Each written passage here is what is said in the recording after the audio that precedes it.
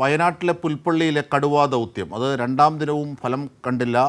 തൂപ്രയിലേക്കുള്ള നീങ്ങിയ കടുവയെ വീണ്ടും ഒരു ആടിനെ കൂടി കൊന്നിട്ടുണ്ട്. എന്തൊക്കെയാണ് ഏറ്റവും പുതിയ വിവരങ്ങൾ? അതിന്റെ ക്യാമറയിൽ കടുവയുടെ ദൃശ്യം പതിഞ്ഞിട്ടുണ്ടെന്നും വൈകാതെ കൂട്ടിലാകുമെന്നാണ് പ്രതീക്ഷയെന്നും അത് കടുവയാണ് എന്നുള്ളത് ഉറപ്പിച്ചു. കടുവയാണ് എന്നുള്ളത് സ്ഥിരീകരിച്ചിട്ടുണ്ട്. അപ്പോൾ എന്തായാലും അത് സ്ഥിരീകരണം കൂടി വന്ന സ്ഥിതിക്ക് വൈകാതെ തന്നെ ദൗത്യം പൂർത്തിയാക്കാൻ കഴിയുമെന്നാണ് DFO അജിത് കെ രാമൻ ദൗത്യം തുടരുകയാണ്. അതെ അതെ. അപ്പോൾ ജനങ്ങളൊക്കെ വലിയ പരിഭ്രാന്തിയിലാണല്ലോ. ശരി, എന്താണ് ഇന്ന് സംഭവിച്ചത് നോക്കാം.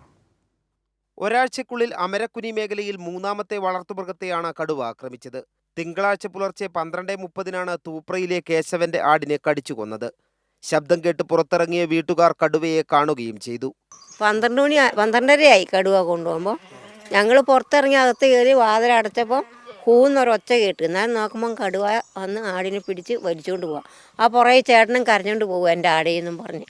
കടുവ കടിച്ചു കൊന്ന ആടിനെ ഇരയാക്കി വനംവകുപ്പ് കൂട് സ്ഥാപിച്ചു. പുലർച്ചെ 4:30 കൂടിനടുത്തേക്ക് കടുവയെത്തി. കേബിളിൽ തട്ടി കൂടടഞ്ഞതിനാൽ കടുവ കൂട്ടിലായില്ല. തിങ്കളാഴ്ച പകൽ മുഴുവൻ കൂട് സ്ഥാപിച്ച് കാത്തിരുന്നെങ്കിലും കടുവ കൂടിനടുത്തേക്ക് എത്തിയില്ല. രാത്രിയിലാണ് കടുവയുടെ സഞ്ചാരമെന്നും വൈകാതെ കടുവ കൂട്ടിലാകുമെന്നാണ് പ്രതീക്ഷയെന്നും സൗത്ത് വയനാട് DFO അജിത് കെ രാമൻ പറഞ്ഞു. ഇതിൻ്റെ ഒരു ആക്ടിവിറ്റി നൈറ്റ് ടൈമിലാണ്. ഒരു 12 മണി അർദ്ധരാത്രിക്ക് ശേഷമാണ് കഴിഞ്ഞ 7-ാം തീയതി 9-ാം തീയതി പിന്നെ തലേ ദിവസം രാത്രിയും ഇതിൻ്റെ ആക്ടിവിറ്റി ഉണ്ടായിട്ടുള്ളത്. നമ്മളെ ശ്രമം എന്ന് പറയുന്നത് ഈ കടുവയെ പിടികൂടുക എന്നുള്ളത് തന്നെയാണ്. അത് തന്നെയാണ് ചീഫ് വൈൽഡ് ഉത്തരവിലും കൃത്യമായിട്ട് പറയുന്നത്. ഡോക്ടർ അരുൺ സക്കറിയയുടെ നേതൃത്വത്തിലുള്ള മയക്കുവെടി സംഘം സ്ഥലത്ത് ക്യാമ്പ് ചെയ്യുന്നുണ്ടെങ്കിലും പകൽ സമയത്ത് കടുവ കാണാമറയത്താണ്. അതേസമയം സമീപമുള്ള 56-ൽ ചത്ത നിലയിൽ കണ്ട മാൻ പട്ടിയുടെ ആക്രമണത്തിൽ കൊല്ലപ്പെട്ടതാണെന്ന് വനംവകുപ്പ് സ്ഥിരീകരിച്ചു.